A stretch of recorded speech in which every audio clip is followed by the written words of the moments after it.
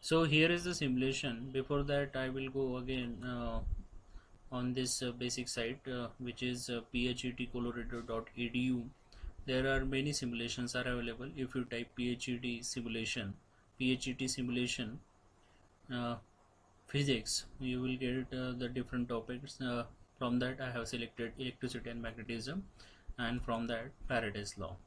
So that interactive simulation will load there, and this is very easy and simple to understand the electromagnetic induction and how does it implement. So here we are going to see the PHET uh, interactive simulation about Faraday's law or electromagnetic induction. So here we start. You have to go at this site phetcolorado.edu.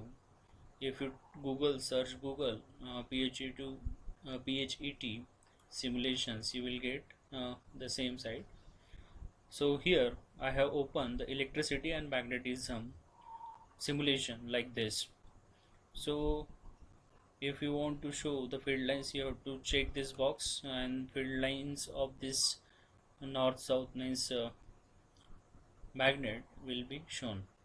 Now this is stable. Here this is a circular coil across which bulb is connected, and a voltage is a voltmeter is applied across it, that is parallel to the bulb.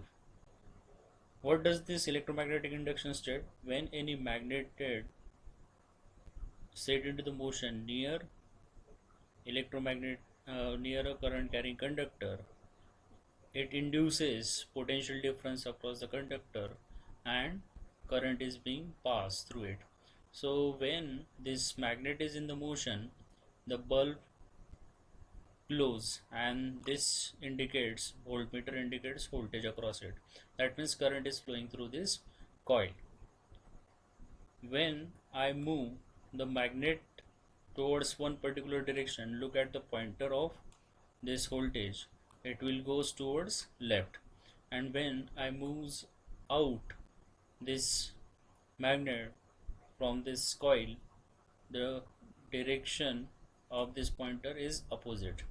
So direction get reverse of induced current. When if I switch the north pole and south pole, that time also the direction will change. So this is regarding one coil. If I make two coils over here, if I